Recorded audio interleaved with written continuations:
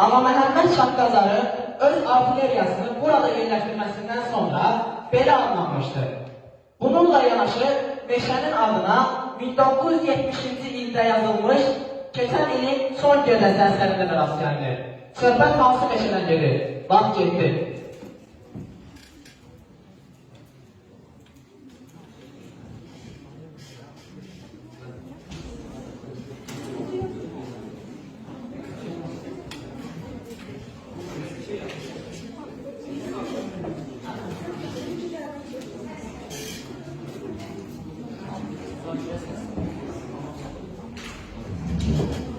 Ağzı elim varsa veremem.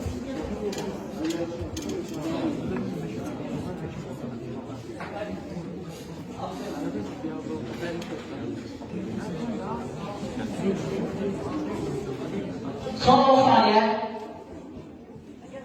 9, 8, 7, 6, 5, 4, 3, 2, 1. Düzgün cevabı toplama meşesinde yalnızca bakamazsınız. Çıkartmıştım. 10 sualda ikinci sual. Leyləklər dizci filmin qəhrəmanları kuryer fəaliyyəti göstərən leyləklərdir.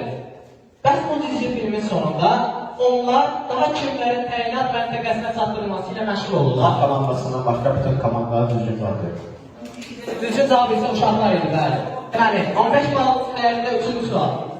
Məktəb həyatı haqqında bir lətifədə uşaq ən cəsarətli addımın nə olub sualına cavab verir ki, bir dəfə cəbr dərəsində çox çətin mövzu zamanı bunu edir. Onun nə etdiyini yazır.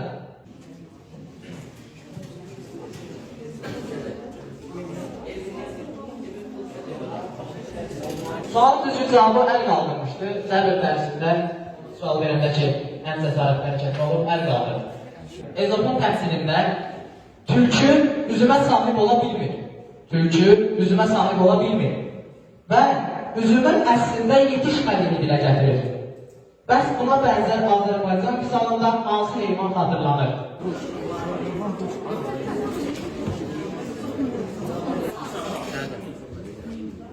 Düzgün cevabı Uğur, Zirve ve Qarabağ komandaları. Təbrik edirəm komandalar. Düzgün cavab kişi idi, bəli. Amerika Birləşmiş Ştatları dəniz qüvvələrində istifadə olunan Harrier Jet adlı qırıcı təyyarədən bəhs edən məqalədə onun sürətini manevr etmək və eyni zamanda hədəfləri dəqiq bombalamaq xüsusiyyətlərindən danışılaraq ilk dəfə 1964-cü ildə işlədilən bir deyim xatırlanır. Siz isə ifadənin müəllifinin kim olduğunu tapın.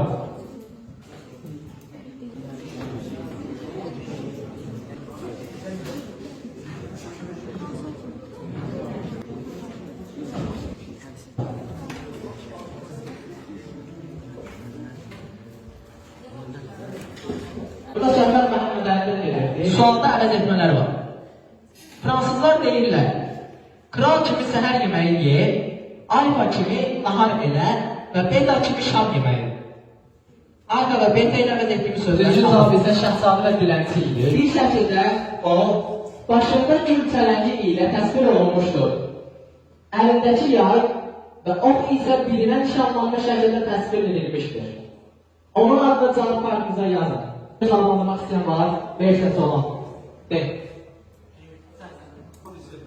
Dəyəri 20 bal. Vandallar onu qatarların qapılarındakı ötürücülərə yapışdıranda metroda qatarların hərəkəti dayanırdı. Bir dəfə oxşar hadisədən sonra baş nazir Goldson Tom onun qadağan edilməsi haqqında qərar qəbul etməli oldu. Və üçüncü mərhələ Kirov mərhələsidir. Bu mərhələdə komandanın ən güclüsünü seçir rəqib komanda və komandaya kömək etməməklə onu xaricləşdirir. 18-ci ildə dünya çempionatını hansı ölkə qazanmışdır? Bəli, Fransa ili.